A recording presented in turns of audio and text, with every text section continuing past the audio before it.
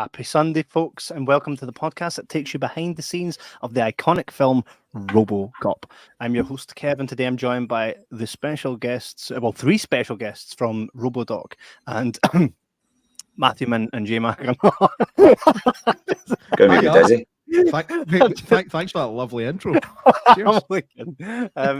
It's Sunday night, and I'm actually so looking forward to this. I'll play as a quick trailer in a sec, but we have three special guests from the team. That, by the way, and if you look at the credits section of each episode, you'll see that an array of so many talented people work together to make this documentary happen. But we have the A team, maybe minus a few, because I see a lot of folk.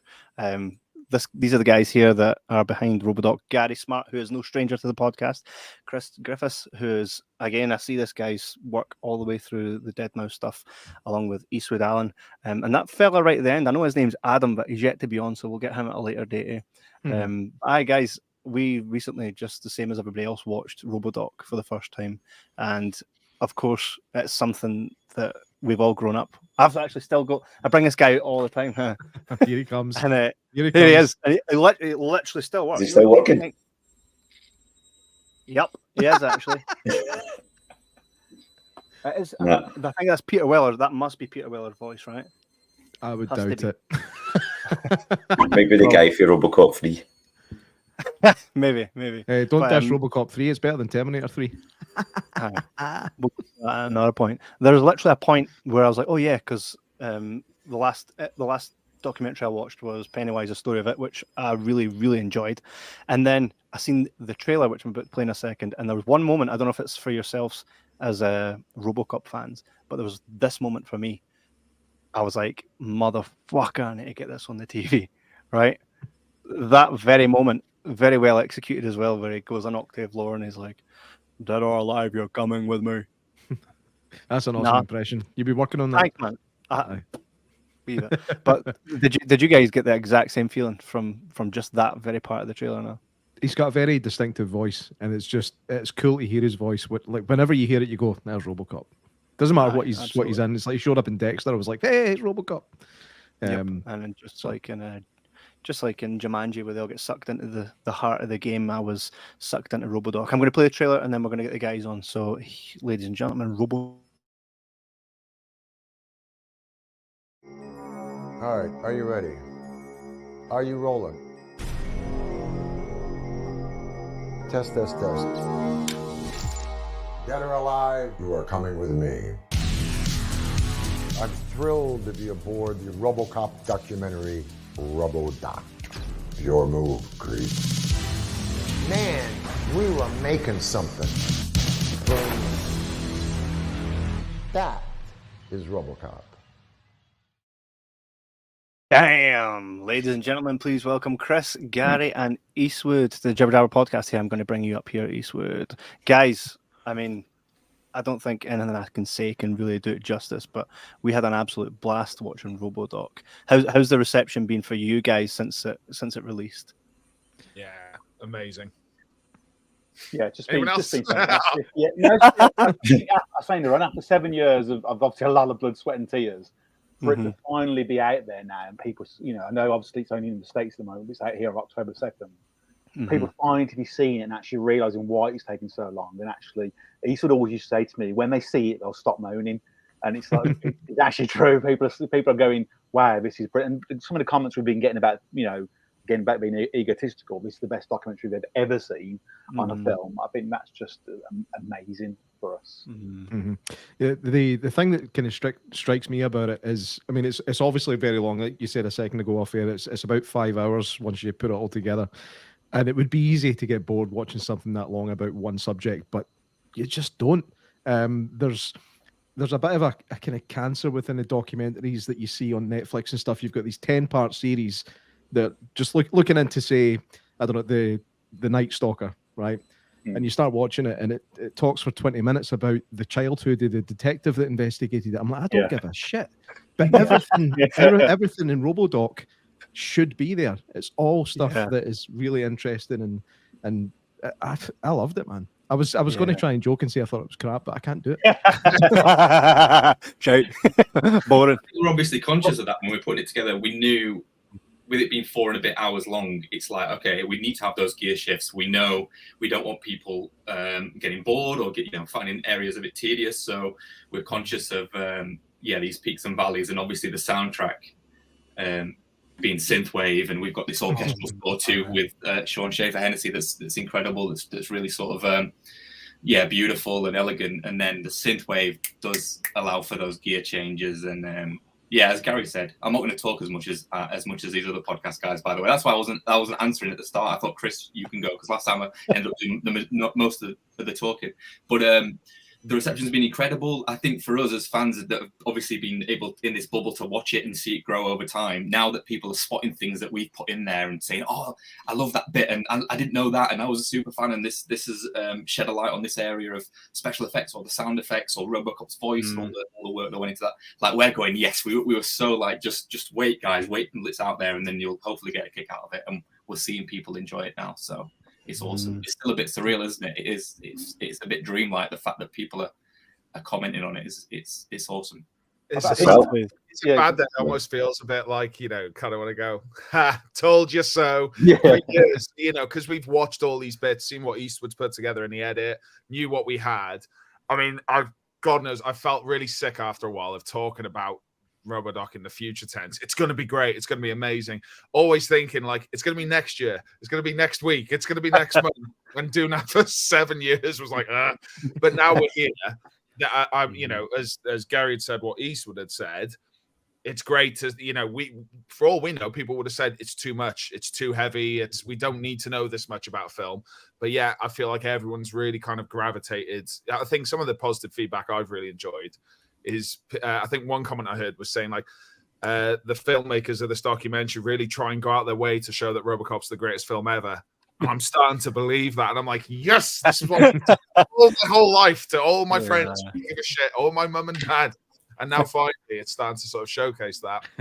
Yeah, I thought it was masterfully edited as well. I thought, like, for me, there wasn't a point where I got like, oh, I mean, there's some, and that can happen in movies. It can happen in your favorite movie where you're like, oh, I kind of fast forward that bit, but I didn't feel that at all with any of it, especially towards the end where it started talking about Robocop becoming more human when he starts to then take the mask off. And it was great as well to see. It's almost like a reunion. I mean, it's totally a reunion for the cast in itself. So even if you hate Deadmau5 and you hate all the work that you guys and everybody thinks you're a prick, just purely alone for the fact that you got all the cast again to talk about something.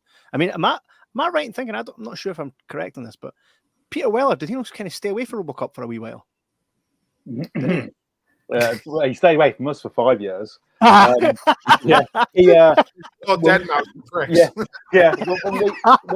When we started the whole project, we kind of knew at the time. I think he was quite public at the time. Peter was that he was not going to speak about Robocop anymore. He spoke about it for 30 years. There was no point in talking about it. So that was kind of, even though we were trying to get him for 5 years, that was kind of like a bit of a cushion for us because we knew he wasn't talking about it. What really kind of started pissing us off was when he started doing cons and started doing KFC adverts and started doing voiceovers, and we're like, shit, he's obviously coming back into the fold again. Yeah. But that was just, again, it was lots of negotiation, lots of conversations, but we finally got him, 2 years ago or 18 months ago, whatever it was.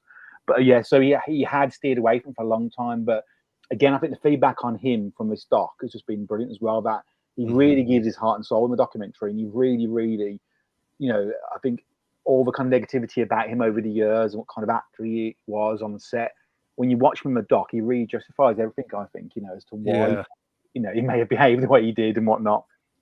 It's that Oreo story, isn't it? I'm sitting there going, right, I bet you any money that's true. That's true, 100%. No, you didn't even have to get to his side of the story to know how true that was. I think that one of my favorite things, and as Gary said, what I love is, I think for years we were naively optimistic, like, because we couldn't get Weller. That's kind of when we were like, oh, well, we'll get Richard Eden, we'll get Robert Burke from the sequels. We got them. And we stupidly thought for years, like, and I think it did work without him. We were, Eastwood had dug out a treasure trove of these archive interviews that no one had ever heard before. And we've had it with past projects where it's like, okay, if we can't get this particular person, we build up the mystique about them. They're kind of there in spirit, but they're not there. And then when we got him in and being able to drop, and I'm speaking on Eastwood's behalf here, but being able to drop him in the edit, and to be honest, the performance we got out of him, being lifelong fans and having seen all these interviews with him before, it was like, holy shit, I've never seen this guy on fire like this before, talking about all these things. So I think we lucked out massively with the weather we got that day. But, you know, it's ebbs and flows. Who was it there initially? We had the document, didn't we, Chris? We had the literally on this desk all of his sort of notes from 1986 that John Davison, the original Robocop producer, had shipped out to us, so we could feed Weller his own notes from back on the production. And he was like, when he found out that we had those, he was literally like this, like couldn't be. He was just so full of it. So that was awesome. And then just to talk about the Oreo story quickly, Chris asked Peter in the interview for his side of the Oreo story, and Peter never once said, "What story is this?" or "What do you mean?" He literally said, "Bullshit, whatever it is, bullshit." And I know some people are saying, "Oh, but is it true? Is it not?" We had 3 other people aside from Randy Moore, who was the brave one who said it on camera. 3 other people told us this off camera and didn't want to put it on camera. So that's all the evidence you need. It's the expression that paints like 1,000 words as well. Let's be honest, it's not just that story, it's another anecdote that comes a bit earlier in the documentary, which I'm surprised that hasn't erupted yet. But that's why, I mean, to be honest, when it came to the interview, we had him for just over 4 hours. And at the start, I remember thinking, like, we were doing it online, so it was being shot in Burbank, and we were doing it just like this now online. We were doing the interview with him. And for the first half an hour, I remember going like, oh, shit, man, we're going to have to, like, repurpose what he's saying, because he was talking about anything but Robocop at the start. And it was our fault for saying, like, oh, tell us about your career up to that point, and didn't realize we were going to get as much detail as we did. And I was just there going, shit, we're going to have to, like, whenever he mentions someone's crazy, it's like, right, that can be used for when he's, you know, talking about, I don't know, Paul Verhoeven, because that is true. Kind of really opened up to us. And Eastwood have made a very smart move with the questions we'd put together. We kind of ordered them not in chronological order, like pre-production, production, post-production. We did it in a way of, right, let's start off with the meaty questions we know he's never talked about. Then we'll drift into the standard, suit questions that he's talked about before. And then when we had that, I don't know, still like half an hour, 40 minutes to kill, I think we kind of like either gave each other a look or messaged each other offline. It's like, fuck, man, should we do it? Should we dig into some of these points that we dared ask them at the start? Yeah. But by the end, like, that relationship had built so much. It was like, so do you want to talk to us about the Oreo story? Do you want? We hear that it was a bit of a horny set and all this and that. And one guy's expression, man, yeah, he might not admit it, but you look at the eyes and that face, and the smile he does on one part kills me every time. So yeah, he might not be admitting it, you know, verbally, but visually, very much so. You know, Matthewman usually, like, for years now, anytime we come up with something, we say a throwaway line, it usually ends up as a poster that Matthewman creates, and I'm going to call it Robo-Shagger. Not as easy as it looks. Not as easy as it looks. So that's quite a decent tagline there as well, huh? Robo wants his whole. Come dead or alive. Sorry, taking it another disgusting. So I take it all 3 of you are huge Robocop fans. I know, Chris, I can already see it in your eyes. Gary and Eastwood, do you guys grow up I mean, I grew up loving Robocop the same way any other kid would, and know it inside and out. But then you get films that people are really diehard lovers of. Would you say that it's equally matched, or is there one of you in the trio that loves it more than the other? Fight. I'm definitely not anywhere near these 2. I mean, I appreciate it. I loved the film as a kid. You know, I remember strong memories of watching the films as a kid and having the action figures and that kind of stuff. Obviously, the sequels and the TV series and whatnot. But yeah, it was definitely, these 2 are the geeks in terms of. I don't know which one's the biggest geek either, to be honest. I'm sure there'll be a fight one day, a naked wrestler somewhere. Who's the biggest Robocop fan? But yes, I'm out of that fight massively. Why the fuck did we all see this film as kids? That's the know, really right? strange part, right? ITV is the problem, I think it was for me. Yeah. It's the toys as well, isn't it? And that's what I mean. Yeah. That was one of the earliest things we were talking about. Or if you go back to like the start with us and you look at the imagery, I remember kind of saying to Gary, I think he put together this image of like you see it all the time now with like these other 80s retrospectives. We were first. Like the silhouette of we were first, of course we were. A silhouette of a kid watching the TV with the Robocop figures on top of it and this and that. And I truly believe there's just like a handful of films where it's like, oh, I saw Terminator as a kid, Predator. I mean, it was that primetime Saturday night TV thing. But for me, I've always thought that Robocop was the top of it. You know, the top of the pile of the film that kids shouldn't have watched. And I know for myself, my mum had a highly edited TV version she had made for me. A friend snuck in his lunchbox the double bill of 1 and 2. You know, I mean, it wasn't drugs as a kid; it was VHSs and the things we should be watching. And so, and we certainly made sure to cover that with the questions. Sorry, guys, Wayne's. It's all right, buddy. Matthew just looks like he's had his dick shot off. The whole thing you're talking about, like with kids sharing VHSs and stuff. Obviously, it was so easy to do, and everybody saw things that they shouldn't as a kid. But how old were? I'll start with you, Eastwood. How old were you when you first seen RoboCop? So Chris was 5 when he saw it, and I was 3. And so, but both of us, I wanted to start with both of us, basically give you some context, because then you're not thinking that was some serial killer or something, as John Davison alludes to. John Davison in the documentary, when he basically talks about, I'm surprised if you've seen it at a young age, you're not a serial killer. He's basically looking at Chris and I, and I saw it when I was 3, but my uncle was a movie projectionist at a theatre, and he was obsessed with like cutting VHS tapes and taping stuff off the TV and making almost like rips of things. And I was obsessed with Superman and Batman from birth, essentially. And so they said, this is a new big thing. I was born in 87, so it was literally out. So they cut that together. So my cut didn't make any sense whatsoever. It was a lot of just bang bang shoot shoot. The squib to me never felt like blood for some reason, because I was a kid. It was all like exaggerated, but I didn't get to see Murphy's death. So when I eventually saw that literally traumatized me at like 9. But yeah, I was 3. Chris, do you want to tell? You already sort of touched on your story. Gary, how old were you when you saw it? God, I mean, it's pretty weird. If it's not an Elm Street, I know exactly, but I think I was in primary school, so that's probably, I reckon, about 8 or 9 maybe. I know I've told this story a million times, but I always remember me and my friend Ben Sparry watching in his house, and we watched the bitches leave scene, and when we reenacted it, not with any bitches, we were snorting sherbet dip. We had it literally lined up when we were snorting it, and not having an idea what we were doing and what drugs actually were. So that was the influence it had on me, not the gore and violence. Was just snorting sherbet dip at the age of about 7 or 8. Do you know, funnily enough, I remember watching it. I remember watching that with my dad and I couldn't have been any older than 6 at the time. And I actually asked him, "What's that white stuff?" And he just said, "Sugar." I remember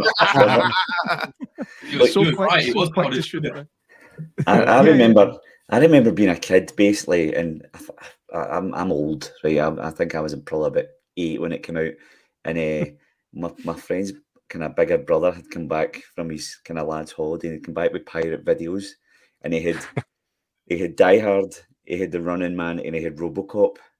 we basically stole them one weekend, and that was the greatest weekend I think ever.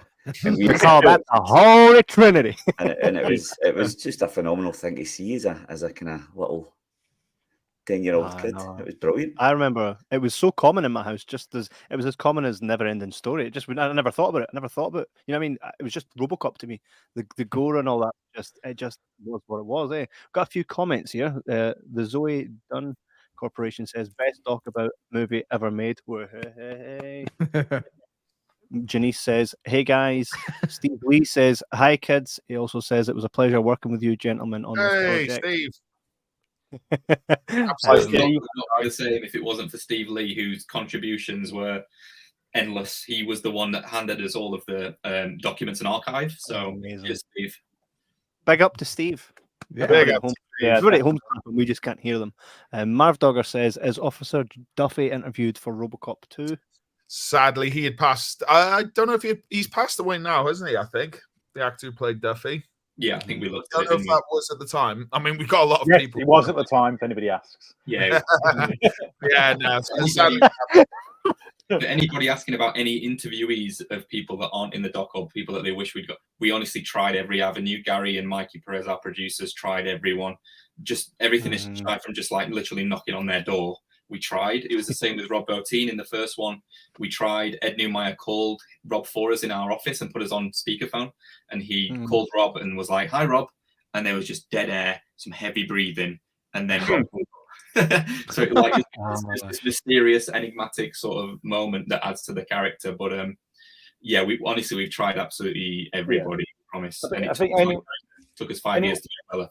Oh yeah, anyone. Rob is but Rob's kind of quite camera shy. He's a wee bit like himself sometimes, but he doesn't do interviews or anything. No, there was a thing apparently a few years ago where he did an interview for a Blu-ray for the Thing, and I think they misquoted him. And I think he'd asked them not to use certain parts of the interview, and they still did. So I think that kind of really pissed him off, and he kind of like said he'd never do any interviews ever again. So again, that's unfortunate for us that that happened. I mean, said anybody who's not in it is either dead or is dead to us, because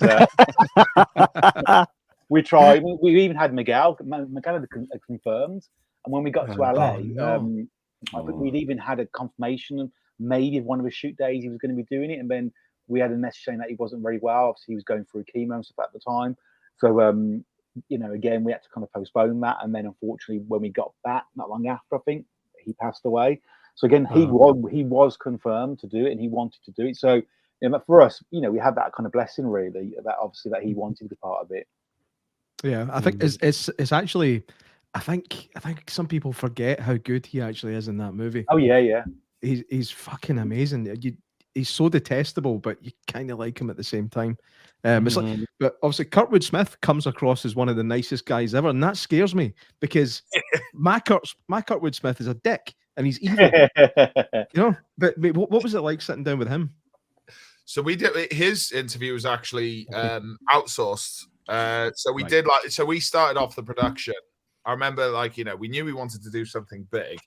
And by the time we got over to the States, I think there might be a photo of this somewhere. We were in a Hard Rock cafe, and we only had somewhere in the region of 10, probably not even 10 people confirmed. Yeah. It was about 6 people confirmed. Yeah. Then it kind of gradually grew to okay, well, we got 16 people. By the end of that trip, we'd come back with over 60 interviews. So this set the tone for how this documentary would go. Oh, well, if we can get this person, let's get that person and that person, that person. So this is kind of the genesis of it growing into the monster that it became. But with Kurtwood Smith, he was unable to attend at the time of principal photography. So we had to actually outsource that afterwards. Right. But we were actually fortunate. Quite boisterous. I don't know if I could do that now, but to actually hook up with him and Ed Neumeyer the following year for a meal. And fair play, he obliged and came along for that. And yeah, it's really surprising how mild-mannered, very polite, very nice. And then you think, shit, man, this is the guy that blew off Murphy's hand. He's nothing like. And actually, to be honest, I think we kind of allude this in the documentary. The whole gang are nothing like their screen counterparts. And I think, if anything, that just makes it all the more impressive. You're like, holy shit, how did you guys become so vicious, especially with all the ad-libbing they actually put in themselves? So shows everyone's got a dark side. I mean, I think that gang of bad guys might be the best in movie history. Just can't help but like them. Yeah, it's really you get really got as well. This is one thing. Freddie Heiss, who was actually a stunt player, but he played Bobby, the guy who's thrown out by Clarence. Can you fly, Bobby? He was a stunt player, so he actually did a few stunt scenes. But he's obviously in the scene, and we wanted to try and be a completist. I think Dougie we couldn't get a hold of Dougie, the guy that played Dougie, who gets shot when he gets shot by Murphy in the warehouse. But yes, just full of quotes. But yeah, Bobby, Freddie Heiss, I was talking to him via email over 6-7 months, and he was just either stunt coordinating or on sets at other places outside of where we wanted to get him set up. So yeah, he was the only one where I was like, shit, that would have been awesome to get another Bodyguard gang member, even though he's in it for literally a scene. But yeah. I think that's the greatest sign of a great film, and I don't think it happens so much nowadays as well as a quotable movie. I mean, all your favorite movies, you've got more than like 5 quotes where you can say it to someone. I remember, I've said this a few times, J-Mac and I used to work together, and we were at opposite ends of the building, and I think I started humming the Rocky montage in Rocky 4, the training montage. I started humming it, and then he finished it off from the other side of the building. Do you know what I mean? I think that's a great sign of like a great film. I think it has to have all that, or is it just nostalgia? Is it just that the 80s and the 90s were full of it? We just love it for that reason. I think it just shows that there's so much to this film, and again, I will forever, and certainly now living, breathing this documentary. You know, you pick away the parts. There's the things. I think why this film works so well for me and for us, you know, and I'll say this on behalf of all of us, is it's a film you watch as a kid and you enjoy it in one way. You know, the shoot, bang, bang stuff. As you get older, you start to understand it in different ways. You start to understand the humor. I'll be honest, just a couple of this film. My wife gives me so much shit for being one night, like, Robocop's got soul. And then lo and behold, look what they're saying on this documentary. And I honestly believe there's not one bad thing about this film. The performances, the scenes, the quotes, the direction, everything about it. There's just so much to unpack. And I think it kind of, again, proves why it was ripe to have such an in-depth making of. Watching it as an adult, it's pretty heartbreaking to watch. That scene where he's walking through the house is horrible to watch. See, that when you're a parent, it's gut wrenching. Things do hit you different when you're a parent. Yeah. I think it becomes relatable, doesn't it, when you're older? Whereas as a kid, that was probably that was like, oh, this is boring. He's just walking around. Yep, totally. Now it's like, no. That's probably one of the best scenes of the film. So I think that's why it's the interpretation of it from a different perspective of age. I never quite understood why he did that with his face. I know he was trying to emote, and he's only got that bit of his face, but I always thought that was a really funny face he made just before he punched the screen. I mean, it's a very powerful line he says in that scene as well. Oh, no, it's the scene. Later on, he says, I can't remember them, but I can feel them. That's some stuff. I can't feel them, but I can remember them. What? No, I can feel them, but I can't remember them. Aye. Sorry. J-Mac, it's no secret J-Mac is verbatim word for word. Usually I always mince my words. Always. Back I'll be. Where do you start cutting something like this together with so much to choose from?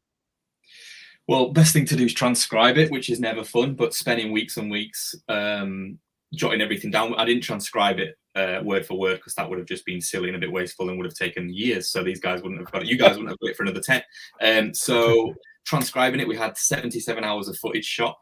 So it was, weeks and weeks of doing that. And that's another thing. So for people out there that don't know, they think, why is it taking that long? We all work full time. I work for a broadcaster in the UK. I'm a freelance, or I was a freelance editor. I'm now an edit manager that manages a team of editors. So we all have busy jobs. And then it was just literally doing stuff in between work. So I would be eager to get home and crack on. But yeah, it was transcribing it. I've got a document that I think is 40 pages of the whole of everything that everybody says in bullet points. And then it was just, I'd organized it by a scene, and that's where we worked out, look, we've got every single scene covered here. And not just silly stuff for the sake of having a scene covered. It was exhaustive. There's stuff we actually took out. So that's when we saw it. We sat down and said, look, this is a lot fleshier than we initially thought. So what do we want to do, gang? And then I'll let Gary talk about sort of the logistics of juggling. It was me against a lot of people who wanted it to be a lot shorter for different reasons, and Gary sort of fought my corner to have it be an exhaustive scene by scene. So Gary, do you want to talk about some of that side of it? Yeah, I mean, we were told a few years ago when we first started doing, obviously, our documentaries, they're independent, so we could do like 9 hours of Hellraiser, which is way too long. But obviously, when we started working with distributors and obviously professionals, you want to call them, in terms of producers. The mantra very much a couple of years ago was everything had to be 100 minutes, no more than 100 minutes. And then obviously, you know, I remember going back to Eastwood saying, you know, we've got Weller, but it's got to be a 100-minute documentary. It can't be any more on the first film. And we had a debate about that. But again, you know, he was very passionate about, you know, why he wanted it to be longer, and that it couldn't be. There's no way we could ever get it down to 100 minutes. I think he was even asked to do a cut as well, a 100-minute cut, as well as doing the 4-hour version. And then we were told that nobody would want a 4-hour documentary, which obviously I think it's difficult to watch 4 hours in one go. And then we came to the idea of having obviously a series. And then we were told nobody would buy a series of 4 hours on one film. We were told 7 years ago nobody would want to be part of a documentary on Robocop. Obviously, that was wrong, you know, 7 years ago. And again, you know, I think I remember having a conversation with Eastwood. He phoned me and I said, you know, we're in a bit of a pickle. That our producers who we're working with are saying it has to be 100 minutes. You want it to be 4 hours. And then he, you know, we had the debate, and he said, you know, it can't be any more. It can't be any less than what it is.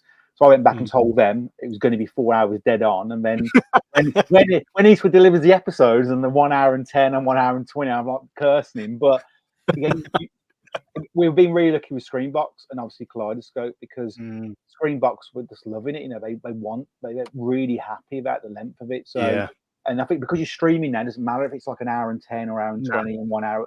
One's 1 hour. It doesn't matter anymore like it used to. You know, if it was confined to a TV channel, it's different. So yeah, I mean, you know, hands up, I was kind of like against it. And then when I was told what we were actually doing, it was a scene by scene dissection. You can't do a scene by scene dissection of a 90-minute film in 100 minutes. It's not going to work. No, it is. For me watching it, I remember putting in like episode 3 on, and I went, and then the music hits, and I found myself, I'm like, is that it already? Like, that's where I was at with it. Like, that absolutely wasn't a slog. So for me being able to watch it so quickly, it just kind of is a testament to either how well you guys done it or how well you're able to. I think the format helps as well. You know, and again, I think we've said before on other interviews, and the lads will obviously testify to this. There's no boring scenes at all in Robocop. Every single scene has relevance. You know, every single scene is gold. Nothing in the actual film itself. So when you're doing a documentary and you're dissecting each scene, it shouldn't be boring. You know, and you want it. I remember sitting there watching it at Eastwood's house, and it's like 4 hours, maybe a bit longer at the time. I don't think we had much if we had Weller or not. We probably did at the time. And I was just waiting for the Ronnie Cox death scene. I'm going, we're only up 20 minutes in. But so fast, 4 hours, it just went so fast to get to that scene. And so I think, hopefully people are doing the same. They've got their favourite scenes in the film and going, I want to see that. And they get to it. I think the formula of four episodes, one a week, it's kind of worked. We're all a bit worried at one stage. Would people, you know, be engaged with that? And I think it's really worked. And feedback online has been, you know, people don't say, you know, I can't wait for a Tuesday because that's the release date in the States. Yeah. And that's been great for us. It's been quite nice to then see, obviously, how Twitter's blows up then, obviously, on a Wednesday with people obviously talking about the episodes from before. You know, the style as well. What I love about it is the way it's edited as well. I would assume it's yourself, Eastwood.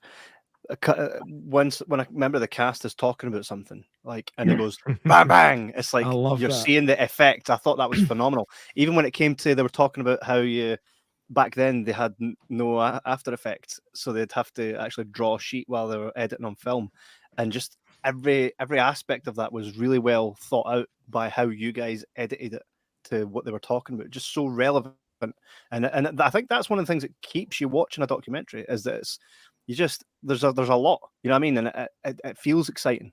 It really does. It kind of feels that you know, you can tell that effort's been put in. I mean, you've basically done open heart surgery on a project that, and I imagine, so obviously the original plan wasn't to be a series, so it then became a series based on how I probably couldn't imagine it now as just a one-off. I mean, the original plan wasn't for it to be a series or 3 seasons either. Somebody today, I promise I wouldn't talk about it, but I'm going to mention very quickly. Someone today was moaning about it for some strange reason, and I got into a debate with him, and he said, we were promised, you know, all 3 films, which is disgraceful. It's only covering the first film. I'm thinking, you've got 4.5 hours on one film. You've got season 2 coming and season 3. That's more than we ever expected it to be. And I think, but again, I think that's testament to the work everybody's put into it. And obviously the lads, particularly, getting the gold out of people, and the interviews, that we've got that much footage now. We can do that, and we can really delve in, into the second film and the third film and the TV series. I think that's again, it's that whole dissection about franchise, and it should never have been 4 hours. It should have been 90 minutes or 2 hours maybe. It's ended up being 4 episodes of nearly 5 hours, and then another hour of bonus features on the Blu-ray. Then obviously 2 more seasons coming next year and year after. So that's outstanding.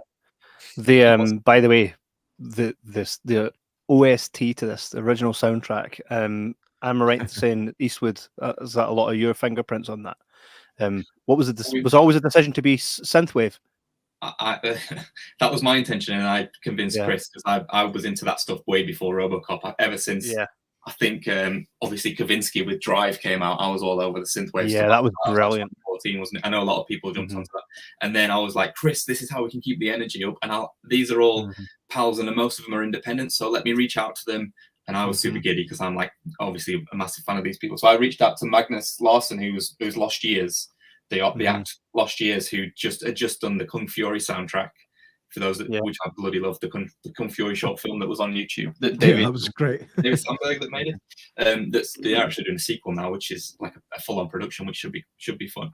But I reached out to Lost Years. I just said, look, I'd love to use anything in Robodoc, just whatever you're happy for us to have. And obviously we'll credit you and we'll get your logo in the credits, and because we couldn't afford to splash out on that, because it was we were doing it all off our own back at that point. We didn't have any distributors or any agreements. So he was like, yeah, use anything from the catalog, just not the Kung Fury soundtrack. So that was like 5 albums. So I was like, amazing. And then I reached out and used sort of him with the clout, and reached out to 20 odd other acts, and just said, look, we'd love. Lost Years is doing it. Do you want to get involved? And everybody was like, I love Robocop. Yeah, you guys do whatever you want. And so yeah, the only one we didn't get, which was Gunship, which I'm a massive fan of Gunship. I originally asked Dan Hay, who's their lead guy, such a great man. And Dan had said, yeah, you can use. He'd seen the trailer and was like, what do you want? Email me saying, what do you want?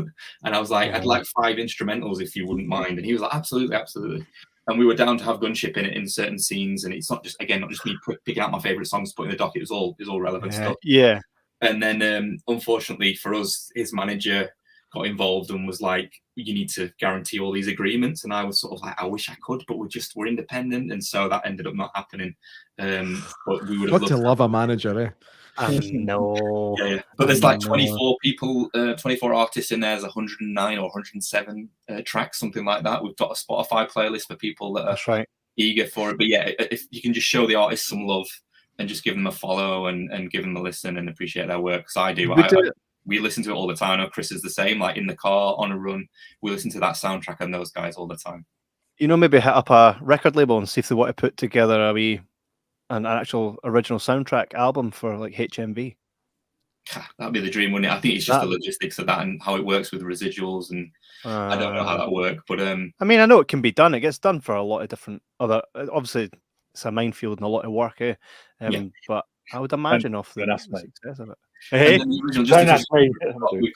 we've got Sean Shaver Hennessy who did the orchestral music. So the orchestral music that you hear in there, that's not the movie soundtrack, is Sean Shaver Hennessy, who worked with Chris and I to craft. We said we want it to work like this. We want something emotional. We want something villainous, heroic, and he just sent us everything. And there was like no notes. It was like, this is awesome. So he gave us about 70 minutes worth of music, I think. Really is. It's for me, I've always said a great film, a great TV series has something that leaves you humming the theme song. For me, by the way, see the New Arcades, the actual theme song to Robodoc.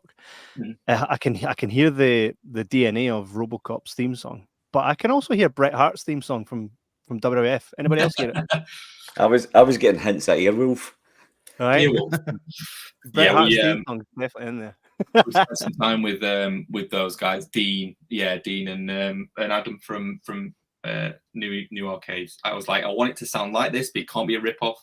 I want it to have hints of like the Bodica gang. There's like a theme that comes on when the van's first introduced. It's like a that's sort of in that theme in its own sort of way. And I sent them like a BPM and said it needs to be this like beats per minute to match the visuals. So they matched that, and then they sent everything over. And then I think Chris had just said, "Love it, but can we just make the drums a bit more 80s?" And so we fed that back to them, and they just had the 80s splash and everything. And yes,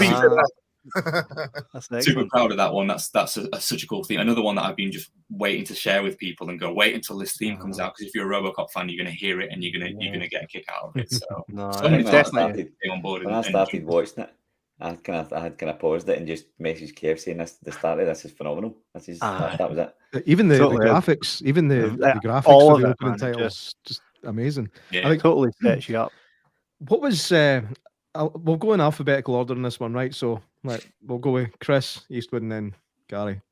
What was the biggest surprise during all your interviews? Everything that you found out about the making of the film, what was the most surprising? Oh God, I hate these kind of questions. Of course, I'd go first. I'd say in a blanket statement, a bit basic to put it, and hopefully, I think it shows very much in the doc. The one thing I was absolutely amazed by was the level of enthusiasm we got off everyone across the board. And that's just that's more delivery than it is actual tidbits. All right, I know a lot about Robocop. I've been a nerd of it my whole life, so I've used this one, but I think it's the circumstance where it really surprised me. Robodoc doesn't have like Ed Neumeier sort of says it, I think, in the sort of post-production scene, that Robocop is pretty much the film that was on the script.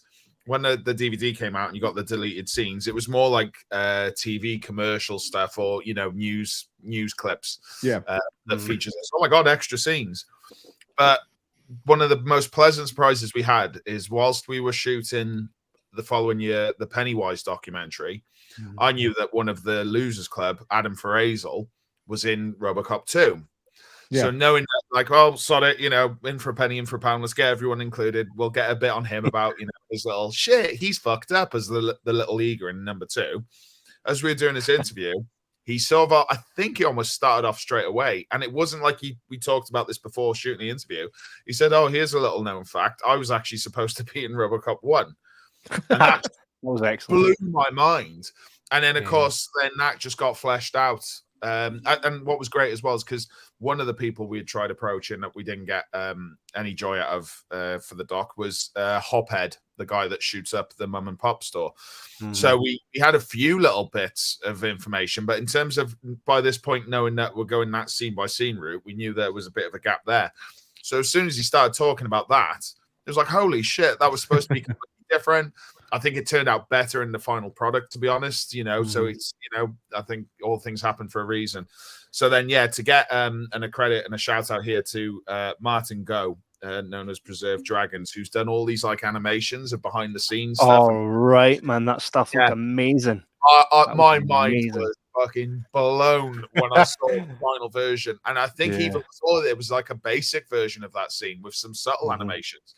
So I didn't see until very late in the day the final version with all the articulated character voices and everything like that. So being an ardent fan and knowing the ins and outs of Robocop my whole life, that was like, haha, now there's something that all the other nerds are not going to know. And so, that probably was my biggest one. That was brilliant. I was really, like, that part really had me. And I actually quite like, it was very well written. Takes his candy bar back out and is like, how much is this? I thought that actually would have been excellent.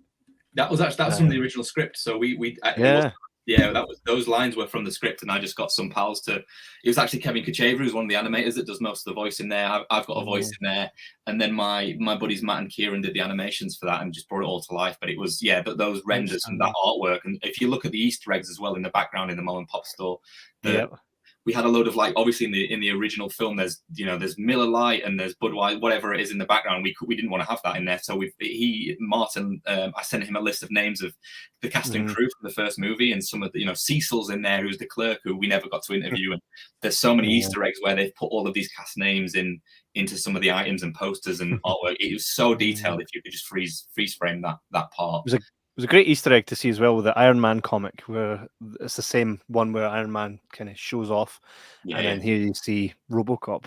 So what really surprised you about the documentary? Well, that was one of them, which definitely, that was me again going through it frame by frame as the editor and going, what comic book? And looking at all the other comics around, and there's like some rom comics in there that Ed Newmeyer took inspiration from. Obviously the Blade Runner Origins comic, which is in there. There's so many, obviously they picked out things that are intentional. They've not just said, let's just fill it with comic books, and I love that. But I think for me, which was surprising, and this is touching on the same thing, was we'd asked before this documentary, everyone said, oh, it's just ripping off Judge Dredd. And we sort of said, we can definitely see that. There's behind the scenes stills of some of the maquettes that were built up with the suit. And it's like, that's proper Judge Dredd. But when we asked the makers, they said they'd never heard of Judge Dredd, aside from Ed Newmeyer, who knew of the comics, but Miles Teves and apparently Rob Bottin, Peter Weller, they'd never heard of Judge Dredd, with it being a British thing, which surprised me, because they were ripping it off with some of the design aesthetics. So that was the biggest thing. I was expecting them to go, oh, absolutely, and here's some photographs of some other Judge Dredd stuff, but they were shocked when we brought that up, that there was you paid homage to Judge Dredd, and they were sort of like, have we? We had no idea with that. You can't do that, mate. God dang. What about yourself, Gary? It's weird for me, because obviously these two dissect every single moment of that bloody film. Two things. One obviously is more of a personable thing, and obviously one's more of a scene. The first one is meeting SD Nemeth, who played Bixby Snyder. I think he was like so hard to find, and we kind of had to do some really kind of investigation to get him, and some stalking. And when we met him, I know Eastwood would probably tell the rest of the story later, but he had no idea about the impact that character had in terms of, obviously, I'd buy that for $1. And he's only in the film like seconds, really, but yet he's so remembered. And everybody, even like when people post up about this documentary, they respond, I'd buy that for $1. And he was like so blown away, obviously, by how kind of cultural impact his character had had. And it was just nice to have him in the doc, someone like him, because he had no recognition for that role. And then he obviously had a career on radio as a comedian. So that was a really nice moment in the production. And the other thing, again, I always gone about the villains and stuff like that. But in all of our projects, we always try and highlight some of the issues that made with effects and some scenes. And Pennywise, we did the spider.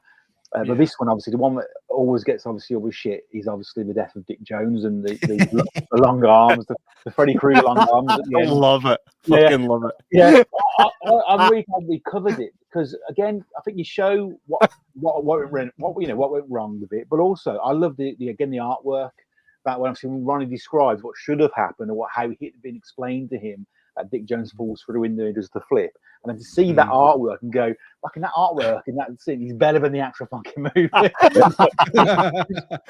Anybody wants that, just put that into a new version of the film and we'll get away with it. But that, I like stuff like that, what could have been, really. And as Chris mentioned, and he's about the kid in the shop, that could have been a brilliant ending, really, just watching Dick Jones splatter against the pavement. Would have been exciting. Yeah. So that's it from me. I think I think the long arms thing, just for me, it just adds, it's another added bit of charm to the whole film. It's really weird when people say there's not one scene in that film which is wrong. If people say it online, you go, there's one scene, maybe. There's one. Which the biggest Achilles heel to that was that it just really, really doesn't help that it was followed up the next year by Die Hard, and that scene still looks convincing. So when you can't use that. Oh, it's just a thing of its time. It's like saying that it's really weird, because you got what year was obviously Robocop was 87, so he falls out the window. 88 is Alan Rickman, and then 89 the Joker falls. Me and Chris went to go and watch it at the cinema the other day, and that's shit. It's literally a little puppet where Jack Nicholson falls at the end. It's like that's right. Yeah, it's like, what the fuck happened? Well, that was a thing to do in the 80s, wasn't it? Just fucking launch him off a high rise. Yeah. But what happened with literally, did nobody watch Robocop and go, let's not use a little puppet. Let's try and do an Alan Rickman. No, we'll make a little puppet of Jack Nicholson. So it's just kind of like weird that came after and was still just as bad. It's probably a budgetary thing every time. Sure, it's more expensive to make a figure, make a little figure of somebody and stop motion it, and Eastwood's throw something off a roof. Sure, it's much cheaper to throw something off a roof. Maybe just the insurance, maybe. Yeah. Anyway. Come to think of it, see, I'd buy that for $1. Is essentially the Tim Capello effect, right? On the screen for very little time, but so iconic. When you look at Lost Boys, you're always seeing big Tim with a saxophone, and it's just weird, it's a part of Lost Boys. Really. It's weird. These kind of images become really iconic, don't they? It's so strange and become part of pop culture. And it's that little moments, isn't it? That of things like that. And I'm glad we got him in it. I'm really, really glad we got him in it because I think when we got the dailies of those scenes as well. So for those that are watching this that haven't seen it yet, you're going to get treated to the full, or at least one of the full commercials that Bixby Snyder's in. You're going to get to see the whole thing that you don't actually see in the film. We got dailies for that. So again, Paul Verhoeven was there. He was present for it, despite what it might say on IMDb. He was there for the commercials. He was obviously he's a bit of a tyrant, wasn't he? He wanted to be. It's his vision. He wants to be there for everything. I've actually got notes where he's complaining about the second unit stuff to John Davison, saying like, "It's not good enough. I want it reshot." And it's like, you can't do everything, pal. But yeah, we've got Bixby Snyder. We've got some nice stuff in there. And SD was amazing. He was so fun in the interview and did some skits with Chris and I and Gary afterwards. And yeah, it was awesome to see. When we do these interviews, like if we've got an actor on, we try and avoid the question, "What was it like to work with insert here?" But documentary filmmakers, we could probably make an exception. Paul Verhoeven, what was he like to sit down with? Because he seems fucking bananas. They all. He was a sweetheart by the end. I think that was the rule of thumb. By the end, there was a pattern that definitely emerged with certain figures where you start off like, oh fuck, and then by the end you're like, I fucking love this guy. But we went. I had that with Gary. Oh my God. Everybody does. 10 years later, I'm just coming out of it now. Yeah, Eastwood still hates me. But yeah, we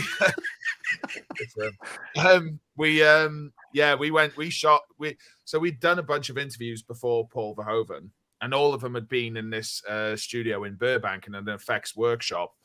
And so obviously the story, we knew we had an idea what Verhoeven was like on set. We'd heard some stories, but obviously to have people go in depth and kind of say, oh God, I think I'll say it. We went out for a drink with someone who didn't work on Robocop. I won't mention names. And they'd mentioned about an encounter with Verhoeven and like, oh Jesus, yeah, no, he wasn't much fun to be around. So he had been built up for us so much by this point that by the time we took a trip to Malibu to his house that morning, it was like the prelude to a battle in a World War II movie. You know, when they're all in the trenches and not saying a word to each other, with all the explosions in the background, just chewing. That's what it felt like. I remember like pacing up and down in this cafe, and none of us were talking. We were so nervous. By the time we get to his house, his wife answers the door, Martine. As ardent nerds and alluded in the documentary, his wife is the one who obviously, gave him the nudge to go ahead and do it. Mm-hmm. So, of course, it's like, oh my God, it's Martine Verhoeven. Wow, cool. Should we get into it? We should have probably done that now, in for a penny. She was like, I'd buy that for an hour. She invited us in, and he's got a lovely big house, and she's walking us through, and in this kind of what felt like, I could be wrong, but it definitely felt like a great dining room, like the Michael Keaton table that he's having with Vicky Vale. He's sat at the end of there, reading the paper, eating his cereal. We're like, oh, there he is. And we all look, and we're like, hello. The tourists. He looked up, dribbled maybe a bit from his cereal, looked back down. This weekend up in his studio. He comes along, and what I'm going to do is play fair here. Eastwood, I'm going to pass you the baton. Fill in the gaps on this one. You've done the fun bit, to be honest. Yeah, it was just what faces. We were nervous enough, and then I remember being in that cafe before, being super nervous, and it was Chris that was assigned to do the questions. Chris had done most of the questions for the interviewees, and you were so nervous. Me and Gary were sort of like feeling for you, felt like proper nervous for you. And then we went in, we said hello. He didn't say a word, glanced at his newspaper, glanced back down. It was really awkward. And then we went down to one of his studies where he had, again, like a cello and a grand piano and a library of books, because he's an academic and he loves reading, and he's big into art and music. And the guys were setting up. So our cameraman Gerald was setting up the green screen. Chris was sitting down, prepped with his sort of director's handbook, ready, looking at questions. And then Gary and I were sort of off in the corner, conscious of time, because his manager said, you've got like an hour with him, he won't go any longer. And so many managers say that. But then Paul came of past us and walked in front of us to his iMac, sat down, and we were sort of like this, sort of like, shit, what are we doing? And he went on IMDb and he was looking at the cast and crew, and we were sort of like, right, okay, he's refreshing his mind. But when we looked what he was on, he went on the Robocop remake and quickly kicked off it. So he was on the wrong page. And he was a bit sort of embarrassed for a split second, and then sort of went back to sort of stern, stoic Paul Verhoeven, and then sat down with Chris. He was a little cold at start, wasn't he, Chris? And then he warmed up, and again, he was amazing. As soon as he realised we knew our shit, and the questions were amazing, and Chris was, he didn't even need to look at his notes. He could just go off the cuff, and he was another one that leaned forward and was relaxed and was incredible and open and honest. And even him in the, he talks about how badly he behaved, and he's super candid about it, and gave us stuff that we'd never heard before. But it was, again, a lot of these interviewees, it adds to the mystery, it adds to the character. So many stories where, very rarely did somebody come in, sit down, not, you'd forget what they said, they'd walk off, and you'd be like, what do we get there? Every time there was something tangible. People would come in with props, people would come down and like want to reenact the lines and say, I'll do some lines for you.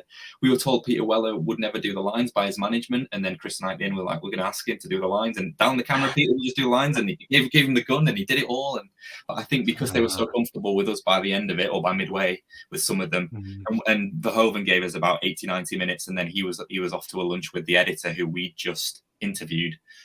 So we looked out, but so many memories are just ingrained in our minds now of like just nerves and stress and excitement all in the same. You just want to make sure that we do a good job, because once you've got it in the can and it's on the memory cards, that's it. We're not going to go back and get these guys again. So we looked out. I think there's a lesson to be learned there, and it's if you're going to interview somebody, know your shit, and you'll get better stuff out of them. Did they mention what he thought of the remake? He did a little bit. He mainly just the fact that he's still getting paid from the film, because more people are watching it now because the remake had just come out. I don't believe that. I don't believe they're watching it now because of the remake. I think they went, the new Robocop suit, shall we watch it? Nah, fuck that, we'll just watch the old one. So I suppose you're right.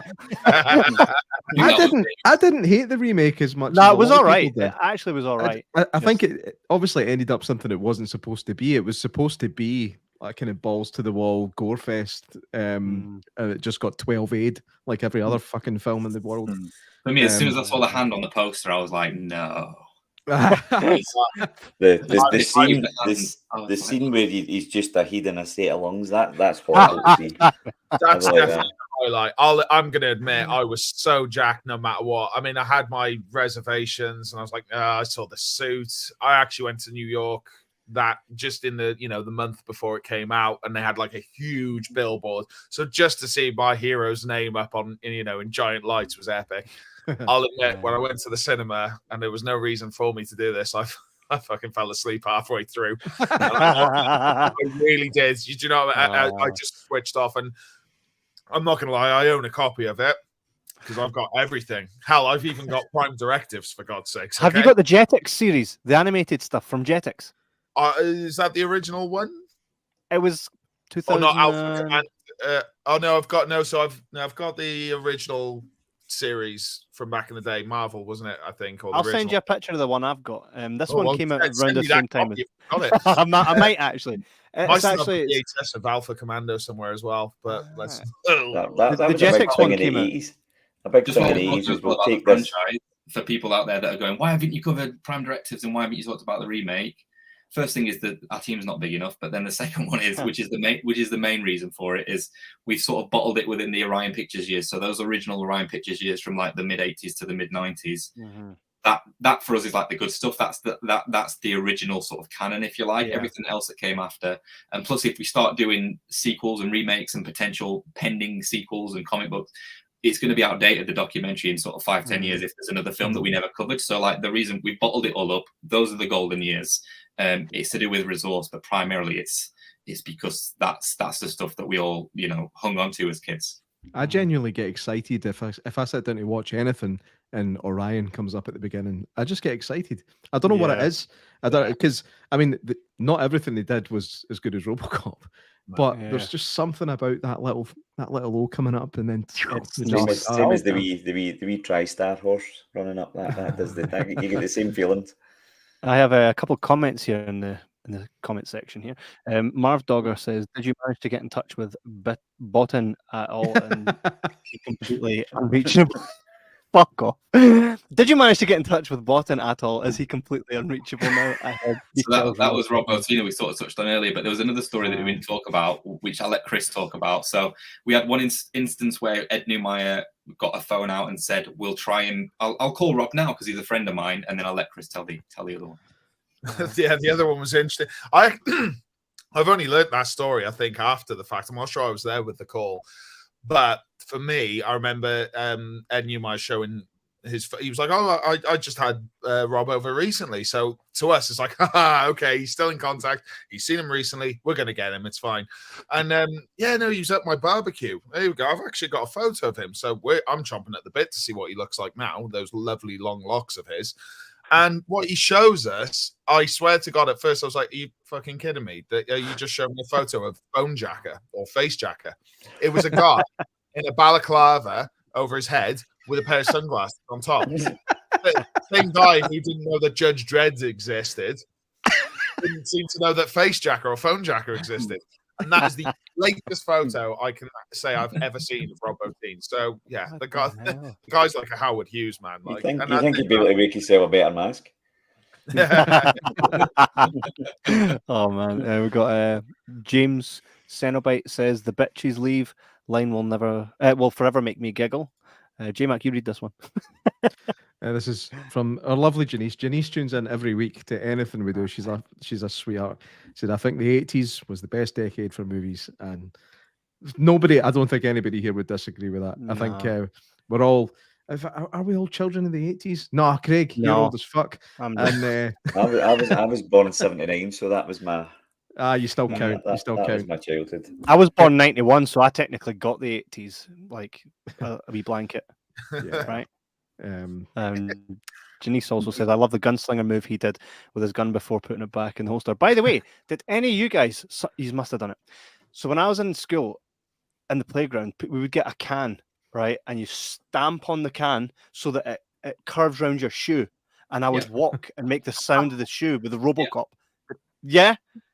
I did that. I also had these trainers called LA Gears that had a red light that would come on. I remember them. Yeah. It's amazing how we all have the same idea. I did that and then put the aluminium can underneath it, which would light up as you walk, and it would make the sound effects. Do you know that was one bit? That was one bit of the doc that I found fascinating, was how they did the footsteps, with the timing chain. The timing chain and a little bit of synth. I was like, it's such an iconic sound as well. It's like, and it's just, that's fucking awesome. Leg opens up. Oh man, takes me back. Sorry. Lee as well, who commented earlier, he brought that truck timing chain along with him. Yeah.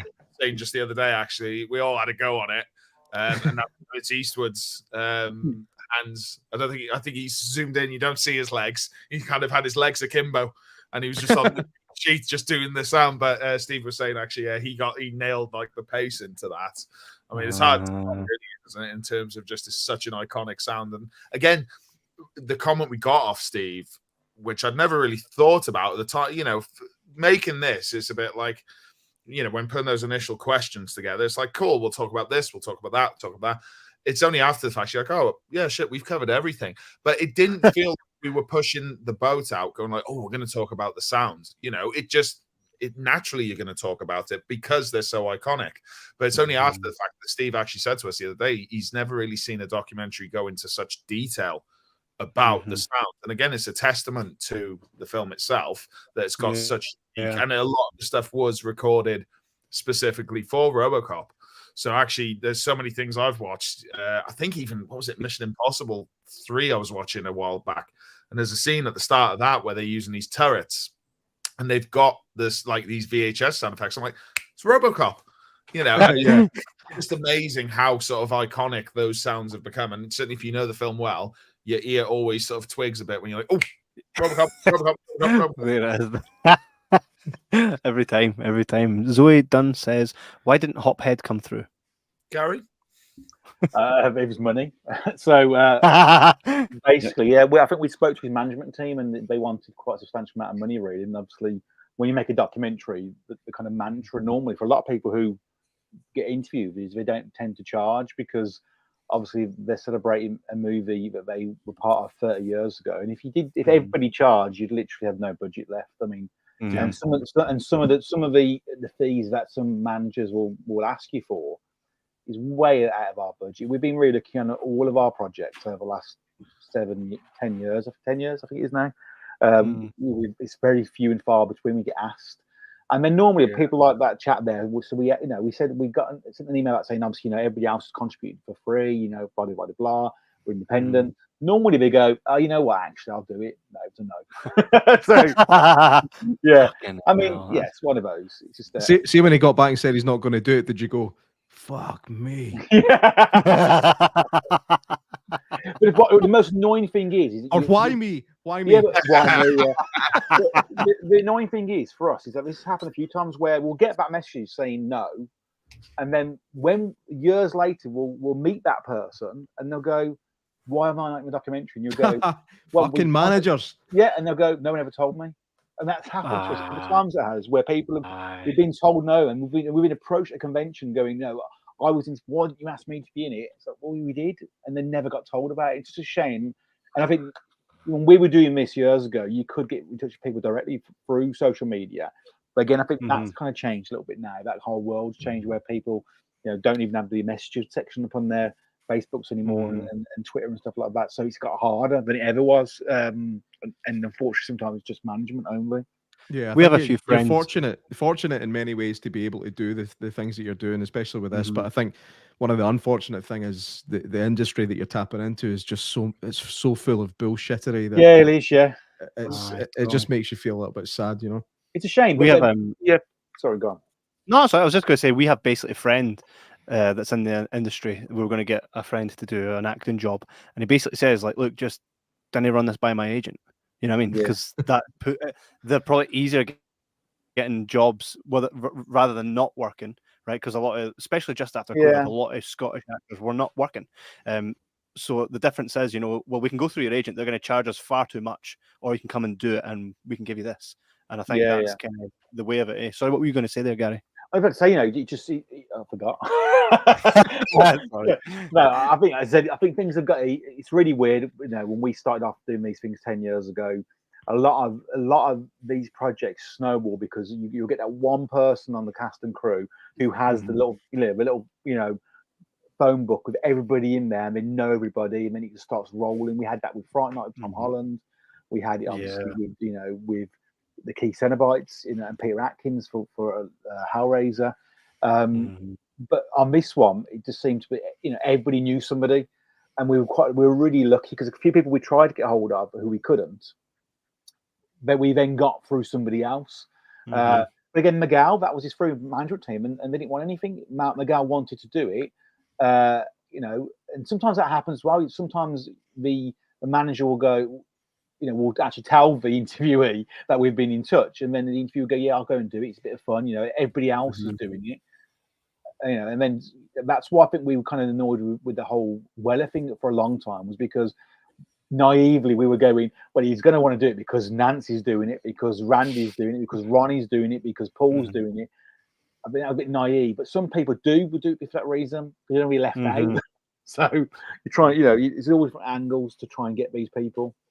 Yeah, you guys really are setting, like, do you ever stop and go, well, wait, we've done some heavy shit over the last week? I mean, just what you were saying there, that was when we did that documentary for, You're So Cool, Brewster. Oh, and then we done the one about, I mean, give yourselves a pat on the back. You guys are really setting the standard for, and it is truly by the fans. We can tell. The weird thing is, so when you look back, we've probably interviewed about 500 people probably in our projects. It's like out of 7 projects, obviously still 2 to come out.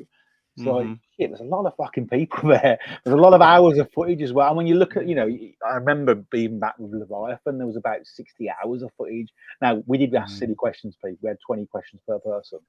20 pages of questions per person. I was just saying, it's definitely not 20 questions.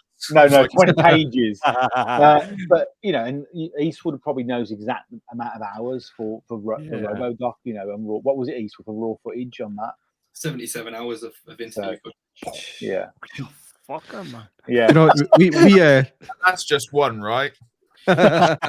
Sorry, yeah. So that is, we interviewed 66 people in total for Robocop 1, and then there's 106 people in total for the trilogy. I think it's a bit more now. It's probably about 106, 107. And then we've got archive there's a few people in there. I won't spoil it for people that haven't watched it. There's a few surprises in there for the people that we've got in the doc. A lot of footage. So I'll figure out how many we've got for the sequels in terms of hours. But yeah, there's another 40 odd people that are going to be popping up in those sequels. That'll be fun. You guys, we started our production company kind of within the last year or so, and I just look at what you've been able to do, and I just think, fuck. Yeah, knowing what it's like just to even make a short film, for you guys to go through all that and obviously still work day jobs and stuff. It's not been easy. That's why this is great, working with these two. And I think any trolls, because you get them. This is when we find out that Gary's younger than Kevin.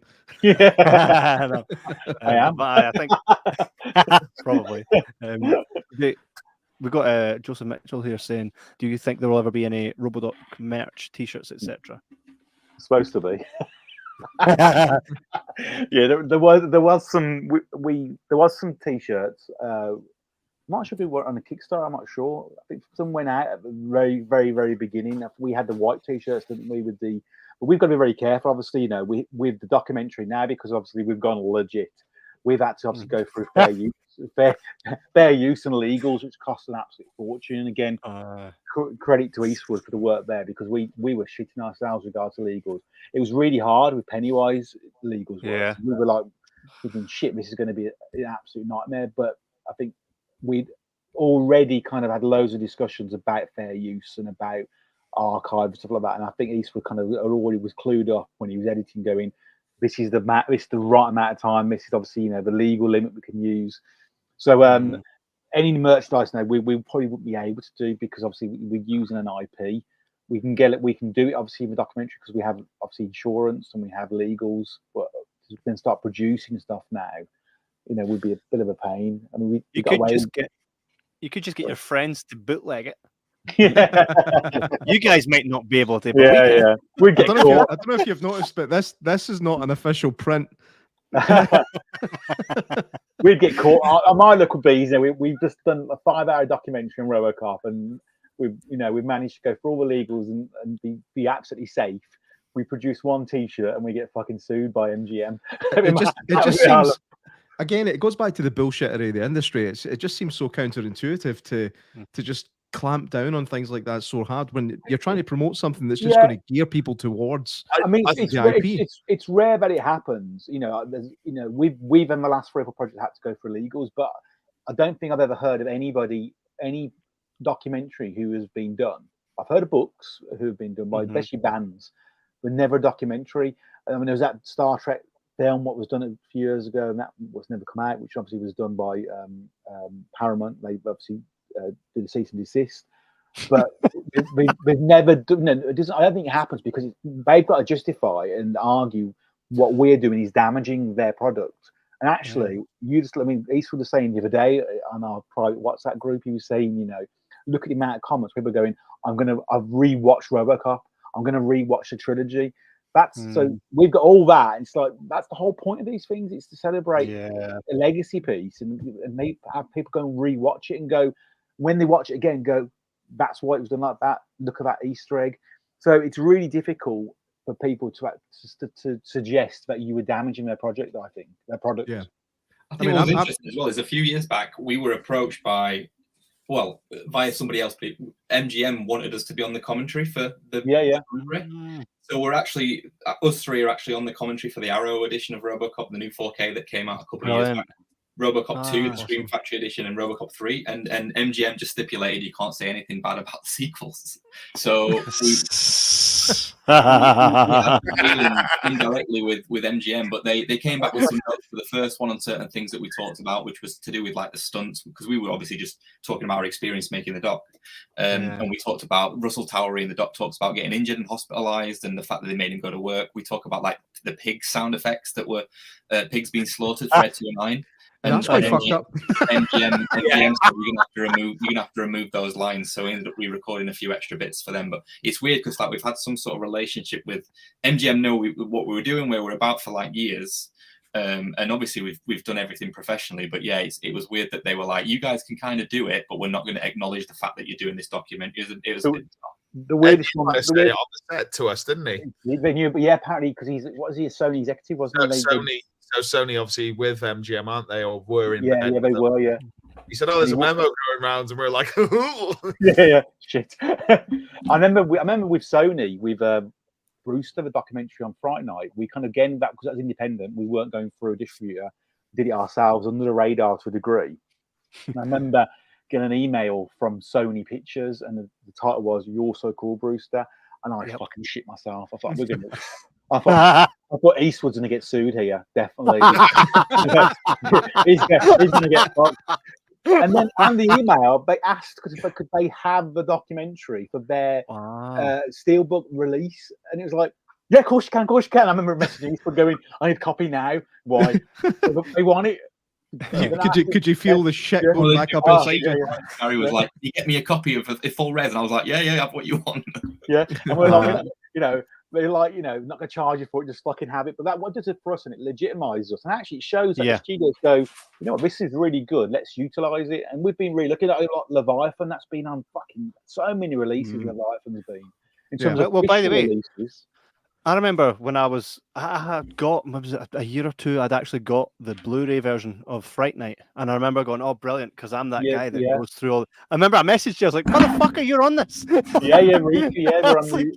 on the US one, the Sony one, and on the Italian one, on the Eureka UK. And then obviously the Leviathan's like Japanese, Italian, German. It's just so what it does, and it legitimizes us then because they are obviously official releases which have obviously been licensed from the original studios, so they have to approve everything goes on there. So they're proving Leviathan, they're proving Brewster. Obviously, we get a little bit of a stamp of approval, But then again, now I think everything obviously he's done differently for us now because we have to. When we deal with people like Screenbox and Kaleidoscope, we have to go for a lot of legal, and particularly Eastwood and Chris have to go through that pain as well. We learned that the hard way, didn't we? Yeah. Any stories on that? No, we just changed our lawyers. Basically, we went with on Pennywise. We were advised to go with the leading lawyers for fair use, and in America, basically, who write the law, and they were fucking hard. I mean, Chris will tell you, like they were really hard. Yeah. And then when we then did the other documentaries, we were recommended to go with a guy called Ted. Can't remember his name. That was his name. Ted the lawyer. And he'd worked on everything. I mean, like from Never Sleep Again to Crystal Lake Memories, Scream, a True Hollywood Story. I mean, everything he'd worked on, and he was really good. Because what I liked about Ted was, I'm sure Eastwood would agree, and Chris, because Chris worked with him on Hollywood Dreams, was that you could speak to him, and it was no legal jargon. It was just like straightforward black and white. You can use 7 seconds here, you can use it. And I think we're allowed to go back and forwards, whereas on Pennywise, we weren't allowed to argue anything. And my argument was, it's some stuff you use is based on creative director, and we could justify the narrative and why we're using it. We weren't allowed to. And as I said, Chris will verify what happened on Pennywise. It was an absolute nightmare. I'll never forget that. I think we were working to a deadline to get it at Sitges Festival. And Pennywise was our first legit, if you want to call it, project. So we'd been working on this for like months, weekends, nights, and everything like that. And I think somewhere in the region of like 24, probably about 48 hours before the deadline to get it over to this festival. Good news. The legal info's come back about the documentary. The bad news is, have a look at that Excel spreadsheet, and all the boys were debating about it. And I was driving at the time, so when I stopped, I was supposed to be going to the cinema that night. I look at the WhatsApp, I see the back and forth, and basically what you do is you itemize everything across. God knows how big it was for Robodoc, but for Pennywise being 2 and a bit hours, you itemize everything that you've utilized that's third party in the documentary. So there's somewhere in the region of about 1,500 entries on this Excel spreadsheet, and then it'll be like, yellow might need a trim, green, yep, good to go, red, you've got a problem, you can't use that. So when I opened this Excel spreadsheet, it was like 60% red of 100 entries, photos, videos, you name it. So I stupidly was like, no, we can do this. We can do this. And I think I ended up pulling literally a 24-hour turnaround to just go and fix everything according to this.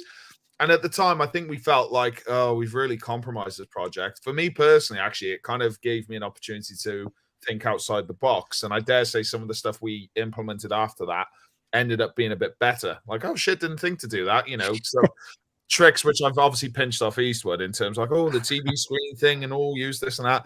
But that was bloody stressful. And I'm very glad to say that we've never had to do that since, you know, when Ted came along. You know, sky was the limit, basically, you know, and it kind of almost didn't believe him in a way, I think. Yeah. No, wait, out of all these 40,000 entries, just knock off a couple seconds here. Like, are you sure? So, yeah, it was such a luxury. But that first one, I'm like, I am never fucking doing this. I think we'd learned a lot as well, you know, on what fair use was. And I know that Eastwood and me had many conversations online where Eastwood did lots of research on fair use. And I know at one stage it was a big issue. I think yourself wasn't Eastwood obviously a big concern, but I think because he'd done all the research and he'd really kind of looked into it properly and looked at other documentaries, how they'd use things. It kind of was. I know it's still a pain in the arse, Eastwood, but I know when we got them reports back, I was messaging you going, "Fucking well done." You know, this, you know. It's only a couple of changes, wasn't it? It was seconds here and there, wasn't it? If I remember correctly. Unbelievable! It was unbelievable how many. Well, again, I was educating myself throughout because it was one thing I was concerned about because fair use is different in different countries. So the BBC had done a few documentaries, and one of their fair use lawyers. I was literally going into like deep, you know, disclaimer territory and reading articles and everything. And somebody had done a documentary about teen movies, and the whole documentary is this person narrating 2 hours of just teen movie footage, American Pie, Clueless, all the, like Buffy, all these like TV shows, and I was like, how is that covered fair use? So I basically just went down a rabbit hole with fair use. But then when Chris and Gary had worked on these other documentaries, I was quizzing them about things, and so I was preparing it, thinking, okay, if they're having that, I'll do it with Robo. So for a 4.5 hour documentary, I got 27 notes, which is ridiculously good. I basically had to change 27 small things, which was either reduce it by a couple seconds or you need to recontextualize this and add some content, some context underneath. So basically how fair use works, and I'm sure it'll change because it is very much a gray area in America, and the UK is slightly different, is they'll interpret, if it's within context, if it's not derogatory, you can show certain things for a certain duration, and the duration is not like an infinite. Oh, it has to be 10 seconds or it has to be 5 seconds. It's depending on how that context is laid underneath it. And with Robodoc, obviously we cover every single scene, so that helped. But then I was sort of balancing, because what I don't like, I'll be frank, with certain making of documentaries, and a lot of documentaries that are out there, there's been a few in the last few years, not going to name any. But when you've got somebody sat there going, and then the guy comes out the door, and then he turns right and he stabs the woman, and it's like, you're doing that because you need to fill in a fair use gap. And they're literally just explaining what's happening. I didn't want our documentary to ever feel like that. So I had to balance that, and that was where sometimes we'd have to sort of go back and forth. But yeah, you don't want someone going, and then Robocop takes out his gut, because it's just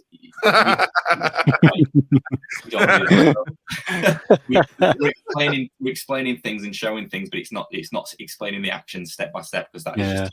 But yeah, we all know those documentaries that tend to do it, and it gets old pretty quickly. I mean, we've experienced it on just doing this podcast. It's like we'll be asked by a distribution company or whatever to cover a movie, and then we play the trailer and get a fucking copyright strike. Every fucking time. I always remember being in LA with the lads, and we were shooting Robodoc, and we're in the car. Adam Evans, who's in the picture earlier on, he was driving, and I remember saying, "Dad, shit, we've got a notification on YouTube for our Kickstarter trailer," and it was from MGM, and it was like, oh fuck, and they'd monetized our trailer. They hadn't removed it. That's right. And I went to the lads, we're fine, you know, they've monetized us. So it was like, we were like, shit, we're going to be closed down before we even fucking interviewed, you know, the first 4 people. But that worked out. We've just made you guys 20 cents on a Norton virus ad for that trailer. I've navigated the seas of YouTube, so I kind of know what I can get away with now. Do you know what's funny though? So the majority of the time, anytime we use something, it's always to promote something that belongs to someone, and then, like you say, they can then monetize that, which is fine. So I'm like, cool, it's yours anyway. Take it if you want to monetize it. It's funny though, because we interviewed Nick Maley, who created Yoda, right? The puppeteer behind Yoda, and we filmed an interview with him, and he uses it on his channel. And I always go on it. I've got that one wee inbox where I'm like, I could literally start taking money for his channel. I thought, I'm never going to be that guy. I'm like, he can totally use that. And the way I see it is that's his payment for giving us the interview, right? He can keep it, but I'm always there just if I ever want to do like a wee power throw thing. I'm like hovering over the click button. We don't do that. that. I'll leave him. I'll leave him. But as it's true, it's a tough thing to do. I think so. With YouTube, what happens is they'll sometimes just flag our episodes because of what we say. You know how like there's an AI algorithm now that if someone tunes into the show right now and hits the captions, they can see what I'm saying literally as I say it, right? So that then gets monitored, right? Pretty much. And what happens is if we say a couple of words that YouTube are like, the show gets flagged and can't earn. Not that we really earn much from it anyway, right? But it's principle. So I'll always fight. I'll be like, tell me what we done, right? And then what happens is you request a review, and then someone will have to actually go through it. And I'm like, now you just watched our podcast. So I'm like, it's just fun and games. But usually 9 times out of 10 we get away with it, and then there's some that we don't, and it doesn't tell you why. I'm like, well, what did we say? What did we violate? And it doesn't tell you. So they're not quite transparent. So I think that's our you guys have to deal with that for a documentary. We've become victims ourselves now because we've had we've had Pennywise on YouTube a couple of times. We've had I know for a fact that fucking Robodoc's obviously been torrented because these people will come onto your own page. Are they? Oh, people come onto my own page. Go, I watched Robodoc today. I'm going, where'd you watch that? Oh, secret. Well, so don't answer that. Don't answer that. Listen, my friend. VPNs, though. Yeah. If you want it, just ask me. You know what I mean? Don't fucking go into some torrent site. But it's funny because we become victims of it ourselves. And a few times Pennywise has appeared, the whole of Pennywise appeared on YouTube. We had to get it removed because it doesn't really affect us personally, but it affects the people we work with regards to distribution, and he just devalues the project really. Totally. And I'd rather people, experience it in the right way, and buy Blu-ray, which we don't get any money. Well, by the way, we don't get money from. By the way, I spotted this earlier. So that is a beautiful steel case. There's something about a steel book that really does something to me. And I imagine. Well, we've been lucky again with Screenbox. They are really into physical media, and I think like we all are into physical media. So they they didn't do a steelbook. Funny enough, with Pennywise, which I don't. That's right. Surprised they didn't. I never even got a slip-off case. I went straight into HMV and was like, "Bastard, not even a slip-off case." I'm quite into my slip-off case. So now, but I think with Robocop, it's been released obviously on steelbook. It's been released on with a O card and reversible sleeve as well. UK's reversible sleeve, and it's got 4 postcards, isn't it, Eastwood? I think. Yeah, it's got postcards, an alternative version of our initial cover, the first concept cover. Yeah. And then so again, I mean, people are asking us about steelbooks in the UK, but I don't think there's going to be a steelbook here. But there's some nice kind of like O cards and whatnot. So again, we're really lucky with both Hollywood Dreams and with Robodoc that we've got some nice physical releases coming out. Sorry, mate. Yeah, go ahead, mate. That was the one part of the documentary that kind of surprised me, was the kind of iconic poster for the first one. Like, I always just took it that was somebody had kind of drawn that, and then to find out that it's a photograph, you're like, you know, it's just stuff like that you just don't know. No. I found that quite interesting. A few people have commented on that and a few of the interviews that we did, because it's so iconic of a poster, isn't it? It's like, everybody just knows what that is, and that's why we've done the reverse version of it with the original poster we had, which obviously now is resurfaced, which is great. But yeah, it's just so iconic. What's the plan for the UK release? Are you doing any theatrical showings of this, or is it just straight out on streaming? And it's streaming next week, the 2nd of October, I think it is.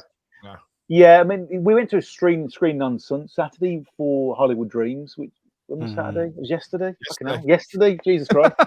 And it's really weird because it's, I love obviously seeing it on the big screen. But I said to Chris after, it's so strange. Sometimes I like documentaries at home. I like to watch it where you can just dip in and out and you have a cup of tea, you know what I mean? And I think when you watch it on a big screen, it's kind of really weird because has it been filmed for a big screen? And we watched Hollywood Dreams and Nightmares yesterday, and we love that. Of course, it's our project.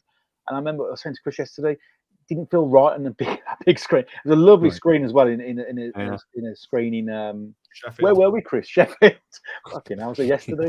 But yeah, I think the problem with Robodoc, because it's 4 hours or 4.5 hours, no one's going to screen 4.5 hours. I think I always kind of hoped in the years, like, oh fuck, I can't wait to watch this on the big screen.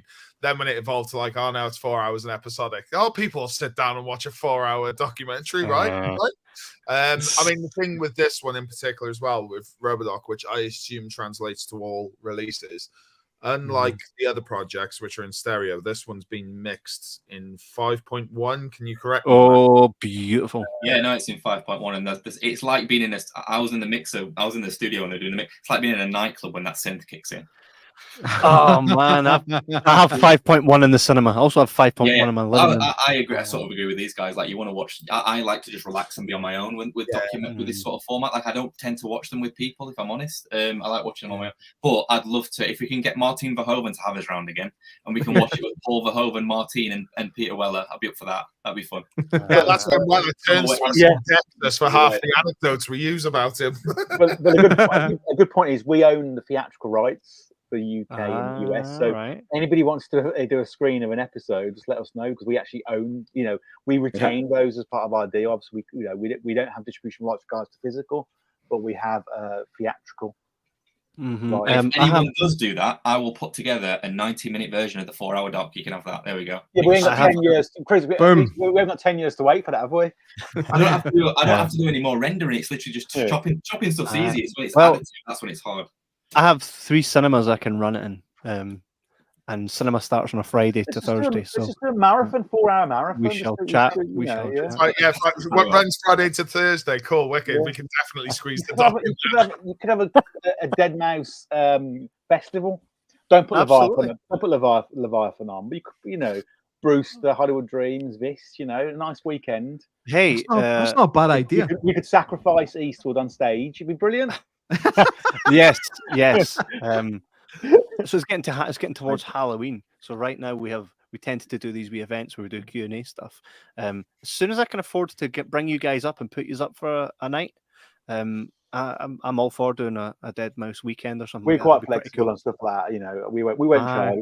Just I won't charge. These two tramps would.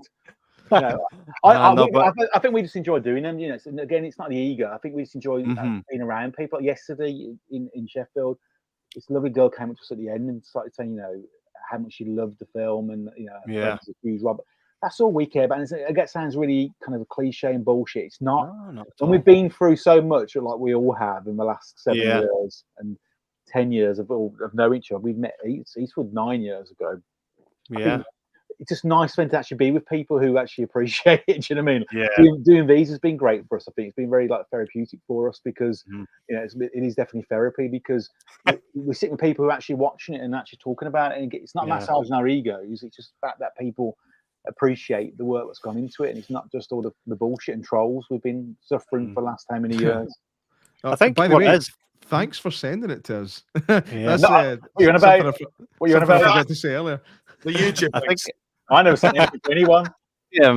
The thing is, though, like what you guys offer basically is you offer in-depth love for different projects. Like, I don't know anyone else apart from yourself, Gary and Chris, maybe Eastwood, that loves Return of the Living Dead. Like, I don't know many people that go, that's a class film. Yeah, like, that's me and Gary together, wouldn't it? Right? Because I've never seen it. I've never seen this movie. No. More brains. Like, I've never seen it. It's strange. It's a strange one, Return of the Living Dead, because it's like it kind of, again, I'm going to very, very, very short rant now.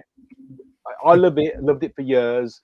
Now, Kevin, make him big. He's going to rant. Make him big. Jesus Christ! Suddenly, obviously, Return of the Dead's got some marketing behind it, and obviously some distribution, and there's fucking t-shirts and posters coming out. And you know, it's when something's yours. You know, when you were a kid. I mean, some people same age as me, roughly in here. Star Wars was ours as a kid because no one gave a shit about Star Wars. From 87 onwards, no one cared about it. 99 hits, and suddenly you can walk down an aisle in Tesco, and every single fucking there's beans of Phantom Menace and there's cereal. Now suddenly Star Wars is everybody's, but for a long time it was a very kind of like it was a very small community of people who would actually be honest and tell people they liked it. And I think the same for me to Return of the Living Dead. You know, for a very long time it was very small kind of little kind of fan base. Very few people watched. Everybody loved Romero's Dawn of the Dead and Day of the Dead. Yeah. And now suddenly you can get like 100 different T-shirts for Return of the Dead. You can get action figures. It's like, you know, it's basically like when you love a band that's local and then they make it huge and everybody's like, I love it, and I'm like, fuck off. There's just even though I've got no right to really dislike them, I'm like, fuck you. It's like an instant hate. Isn't it? It is strange, isn't it? Yeah, it's a bit like our documentaries. When they were little, no one saw them. They were brilliant. Now people watch them. We hate them. I think if these VHS copy of Return of the Living Dead was always worn out at the same bit. I bet it was. I wish I got the reference. I'm sitting here laughing. I'm like, what the fuck are you talking about? Watch it. Yeah, take Ghost if on those certain moments where it's like, is that just being rewound, played, and paused constantly?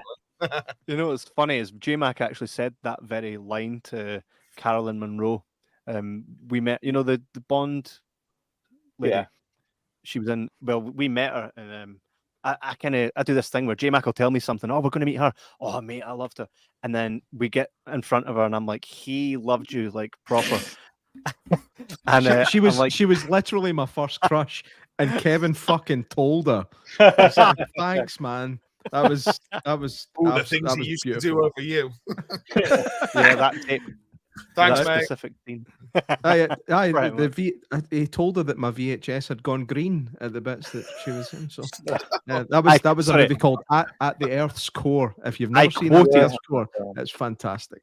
I quoted. Fantastic. There's literally a documentary out there about how this podcast came to be, and he says it in there. So I was just quoting.